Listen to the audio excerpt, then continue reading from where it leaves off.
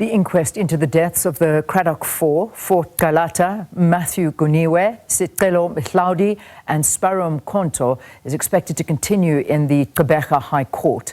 The proceedings were postponed last year due to legal funding of some of the witnesses, including one family member. Only family members are expected to testify this week. SABC News reporter Kim Daniels has the latest update. Morning, Leanne. Thank you. As you mentioned, last year in September, when this inquest was supposed to start, it was unfortunately postponed due to all these legal payments, parties that didn't have attorneys.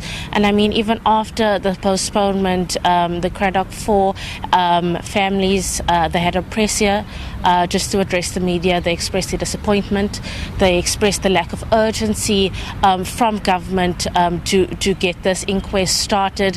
And I mean, in just a few weeks' time, it's going to be 40 years since that brutal abduction, since the brutal killings of these four men. And as we understand, this inquest, it's not a criminal one; it's a judicial one.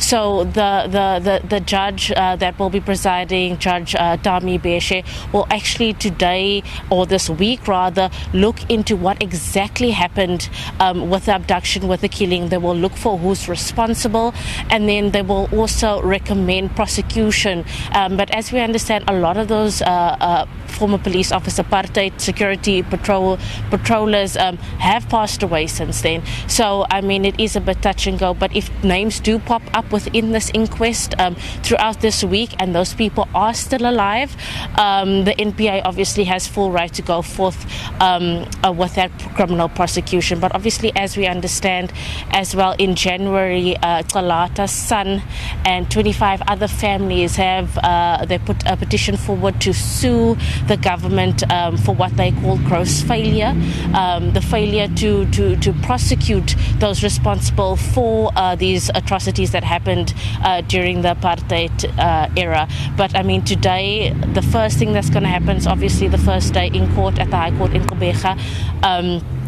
Judge Gqeberha would obviously put on record who's there, the attorneys present, the parties present, and then also look into this motion of them actually going forward to the crime scene where these things happened. But they will obviously give details a little bit later on today. Court is set to start at 9, and speaking to some of the family members, obviously earlier before this inquest had started, they're saying they also just relieved that the ball is finally on the roll, that things are finally getting started.